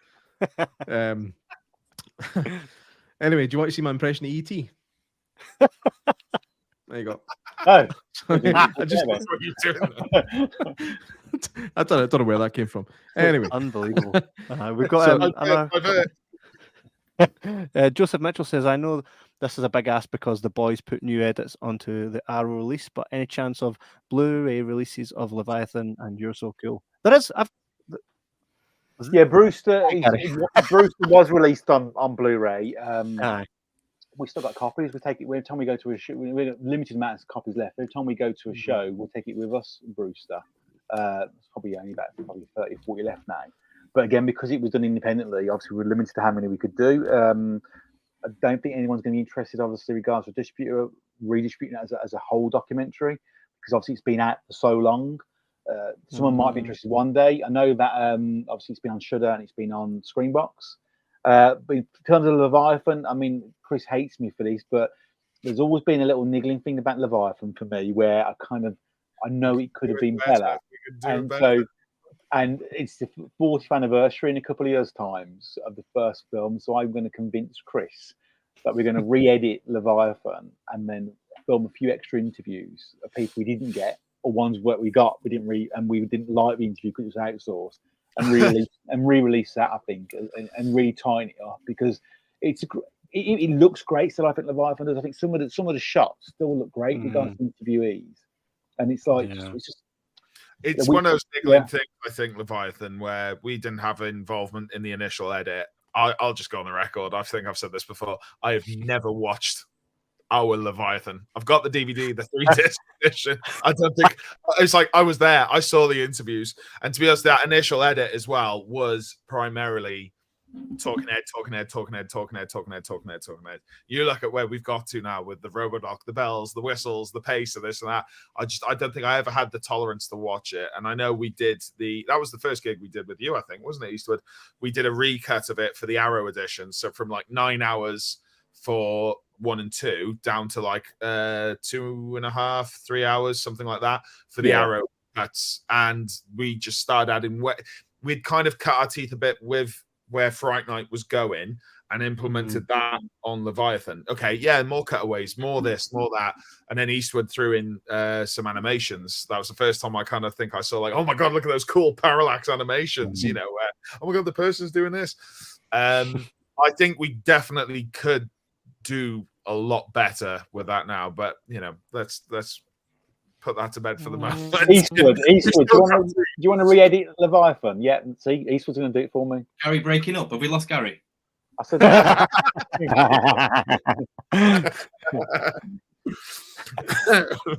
well, there was an answer. Don't worry, I'll have a chat with Master privately. Don't worry. Hey, I mean, if there's any better reason to repackage Leviathan and really give it'll be like what was it? Was it James Gunn that remade? Wasn't it James Gunn? It was what's his face? Batman versus Superman. Yeah, Snyder. That's yeah. The Snyder cut. We just learned so much, and you know, genuinely, we were really green. We had a nice editor, Nick, who still works with us, who's been brilliant over the years. Nick, he edited obviously Pennywise. He's doing Police Academy, but we had a really shitty director on Leviathan. You know, I'm not going to say his name, but I'll just check on IMDb. He just didn't understand what we wanted to do. You know, and he didn't understand the film, and it was just a very basic gig for him. And obviously, you know, bringing Chris on board very early on, midway through, regards to as a creative element of it, that kind of reshaped over the years, and obviously reshaped under the Leviathan cut. But you live and learn on these things. You know, we've been through so many people over the years in terms of crew, and in fact, us three are still here now, and Adam obviously, and you know, and it's why I'm thinking of some names really quick. I want to say some because I'm going to forget.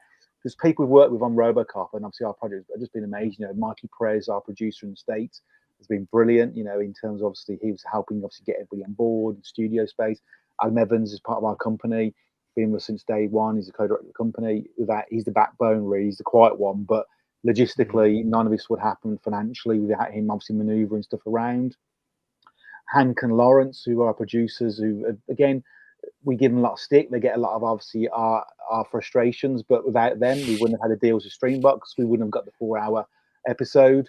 And then there's obviously people I'm going to forget: John Campo piano, Sean Shaver Hensley, Garth Gibson, blah blah blah blah. Everybody knows who they are, but it is a team effort, and we always end up being the ones on the face of some of these kind of things. But you know, and it's really important that these guys are, particularly Eastwood and Chris, because they're directors, but there's so many people who work behind the scenes, and Eastwood's got a team as well that he works with, who have been brilliant, obviously, on in supporting him in regards to the editing, bringing him on board quite last minute, really, and they did it. So yeah, it's a massive, and you can probably see from our credits when you look at Leviathan. Yeah, you see the credits, just a few of us, and then when you get to Brewster, you get to Robodoc and Hollywood Dreams. There's all these people we bring on board now, and obviously support us. It just becomes a massive kind of like family, really. Struggled, didn't it, with Leviathan? It's like, well, we need end credits, and we need to wasn't it on? Make sure it's like one name every 30 seconds. Wasn't it on? We've done that. Leviathan as well. That the director had did a few things on there allegedly, and he gave himself different names for each kind of bit of work he did, because he told us Alan Smithy, you couldn't have the same name repeated, and also because of the unions. He's not in a fucking union, but anyway. Oh man, that sounds amazing. Cut all of that bit. Cut it all. Oh no, we're live. Shit. Oh yeah, the live. So we know that obviously there's more to come from Robodoc in regards to seasons. What else have you got in the cards? Have you got anything else burning in the background that you want to tell us about? Yes, we've got Police Academy. So that's a 4-part series, which comes out for the 4th anniversary next year. So we've just we actually interviewed somebody the other day for that, which we said we'd never interview any more people for it, and someone came out of the woodwork. And he's been squeezed in. So that's being edited by Nick, and then again that'll go then to Chris for a refine, like he normally does. And obviously, I'm sure I'll be approaching Eastwood for some motion graphics as well. Where he looks proper happy about that. I can't hear Gary. He's gone. I can't hear him. Oh, is he? All right. This is where you need to. And then obviously we've got Night of the Demons, which it's a very strange project for us, but we've just literally outsourced that to be edited, and that will go to hopefully to Screenbox. That will go to, and then we've got some ideas, some projects as well. We probably talked about that before. We've got a series concept we're looking at. What we said is that when Robodoc's out and Hollywood Dreams is out, so by about November, December, when everything is done, regards to physical media and that's done, then we're all going to sit together and have a conversation about what's next and how we're going to fund that. We're not going to Kickstarter ever again or Indiegogo. Obviously, we're doing private investment, and then hopefully we'll have a plan for about January, February time to go and shoot in the summer. I think we'll probably get some outsourcing done prior to that, probably. And then obviously go out ourselves for a couple of weeks, do some filming on some of the bigger names, and then hopefully then next year, so the next 2-3 years, we have got a plan, obviously, in terms of Police Academy, Night of the Demons, a couple of new projects, and obviously seasons 2 and 3 of Robodoc as well. Wow. Yeah. So Never Ending Story documentary? No. Are you sure, Gar? Are you sure? You seem like you had to think about that for a second there. Positive. I don't know. Eastwood looks like he's got a glimmer in his eye there. Never Ending Story. That one I'm interested in. That one. Hey. It was the wolf in that scared the shit out of me as a kid. Jesus, that wolf and then Atreyu with the horse. Jesus. Oh, that fucking traumatized everybody that's seen it, man. Kids' movies were different in the 80s. Kids' movies were meant to fucking destroy your brain. And Matthew actually gave me this, which is A Prized Possession. It's one of my favorite all-time films. Wasn't Jack Black in Never Ending Story? 3. He was one of those number 3. He's one of the nasties. There's 3 films of that. Shit. There is, and that's the one where the big rock monster's like three times less the size. Yeah. Get your motor running. It's really weird. Did you know Jack Black was in Demolition Man as well? What's that? Yeah, he's got blonde hair, isn't that? Has he? He's got some weird little hairdo, but he's like one of Dennis Leary's boys, isn't he? He was one of Dennis Leary's boys. He was also in True Romance. He was the wee guy in the cinema. What do you call the guy in the cinema that shines torches in the face of people that are shagging? Usher. That's the guy. Maybe we should do a documentary on what films Jack Black's been in. He was like dressed as like a reggae as well in what's it called? The second one, Bruce Willis shot his arm off in that Jackal. The Jackal was better than anybody said it was, by the way. The Jackal was awesome. Anyway, that's enough about that. So again, thanks to you, Gary, for sending that to us. It was a privilege to see it before the official UK release, and I don't know. Always look forward to everything that you've got coming up, man. It was an absolute blast. Well done to you guys for. Of course, yeah. I just saw both Gary and Chris read that comment, and their face lit up. No, Chris wouldn't. No. We are actually filming a mockumentary on. Chris isn't. I asked him the other day, and he swayed away from the conversation when I was talking to him about it. On Dark Day, just finishing it off at season 1. But I do really genuinely. I'm not just saying this now because of that come up. I think we need to look at a narrative for us as a team, really.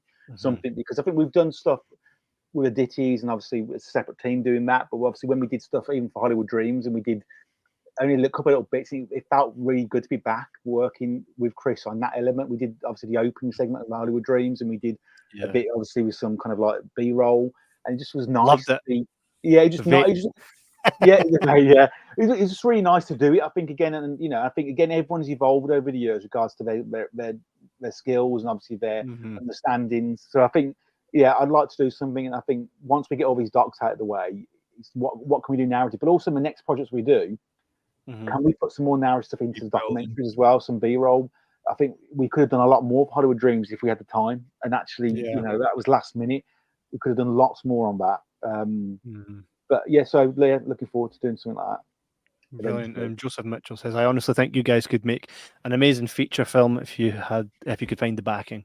You guys are a dream team. You're basically, every fan that loves any type of film and could make a documentary, you guys are pretty much doing what they would do. You're doing what I would do if I had time. Kev, you and me can make the documentary on the making of Robodoc. That's our next project. You don't want to do that. To be honest, I really do at times throughout the course of even the aftermath. and watching the footage, you're like, fuck, actually, yeah, we had a bit of blood, sweat, and tears on this one. And we fried our balls off in Dallas as well. So but the weird thing parallel that is, it's like, we talk about something like RoboCop and that all the stress went into that, and like Return of the Dead being the same, and what happens at the end, the gold at the end of it, isn't it? And I think, it sounds like, again, cliche, but project like Robodoc has been exactly the same kind of parallel as Chris said, because we've had lots of blood, sweat, and tears. There's been lots of debates, lots of arguments. It's got really heated, but the whole time that's happened is because everybody wants the best. No one's fucking each other over. Everybody wants the best project, and actually, all that was worth it, because look what we got in the end. All that arguing and fighting, and questions and debate. Look what we got. We're all really proud of it. I think the feedback's been amazing from it. So it's just perseverance, isn't it? And just patience of each other. I think we all do things differently now. I think we all talk to each other differently than we did before, because I think we respect each other a lot more than we used to. But I think it's kind of it just shows that, again, that you stick to things and the journey you go on, and you create something. And I'm really, really proud of this project. Yeah. I mean, I think if every documentary filmmaker could stick to the formula that you guys came up with for this, I think I would find so many more documentaries so much more engaging. So, well, I hear there's one coming out soon. What's that? I hear someone's doing a dissection of scene by scene, and somebody else's. I'm not sure who it is. But I'm here. Somebody's doing what? Maybe someone's copying us. Oh, I'm being an arse. I'm being an arsehole there. I'll tell you off. Is it Chris? No. Just very, no. We announced obviously what obviously Robodoc was. It was a scene by scene dissection of a movie. It was this revolutionary kind of like new documentary style. Somebody else announced they were doing one quite similar about a week after. On Robocop? No, it's something to do with a spaceship and aliens. I don't know what it is. It's something. Anyway, we'll talk about it off camera. Okay. Right, so make sure you guys all hang around for at least a few minutes after we you guys are going to forget to hit the stop, aren't you? Absolutely not. Oh, the amount of people we could get in trouble by stuff that they've told us off air, and we'd never do it. No. So not at all. It's all good, man. Guys have seen before this interview even started. No, it has been an absolute pleasure, and guys, you're always welcome back on. This is an open door for you guys. Nobody else, like, I'm only joking, for everyone, but for you guys especially, we love everything you do and we'll support it. And if you were doing a Kickstarter, we definitely would put our money where never again. Let's not lie. We need to ask our wives first. Yeah. Let's not go there. No, it's amazing, and a credit to you guys. You guys look at from when we first met, maybe 5 years ago to now, how much you guys have progressed and really taken over the space. No, but you have really taken over the space. So the next 5 years, the sky's the limit. And we look forward to following absolutely everything you're doing. It was great to have both Chris and Eastwood on for the first time. Again, like I says, come on, Eastwood. We need to do a synthwave episode where we talk about our favorite synth artists, because I feel there's more to tap into on that one. Absolutely. But guys, looking forward to the physical media, because I'm a bit of a fiend for a great piece of physical media. So I'll definitely be getting that. I'm still going to look for a slip-off case for my copy of Pennywise, the story of it. But yeah, I don't have a copy of that, Gary. Really? Oh, no. Gary never sent me it. I went to. I was a proper friend. I went to HMV and bought it the day it was released. Send me 50 quid and I sent it to you. It's cheaper than HMV. But it hasn't got a limited edition slip card like we haven't. Well, it's true. Fair enough. Hey, if it's worth it, damn right. But I encourage everybody. Yeah, to go and support you guys over at cultscreenings.co.uk. And you can't really back, no more Kickstarter. We'll follow everyone that you can see here: Eastwood Allen, Chris Griffiths, and Gary Smart. Just leave reviews. If you like what we do, please just talk about it. Go onto Amazon. Yeah, leave some nice reviews there, because it makes a difference for us. It does. And same as Internet Movie Database as well. Put your reviews on there, and it's for us. But it makes a huge difference when we're marketing our other projects. Yeah, and if you don't like it, still leave a review. I mean, it doesn't make any difference, but it's always entertaining because there's always arseholes out there. Yeah, so, well, it's only good if you like it. Fuck off. Brilliant.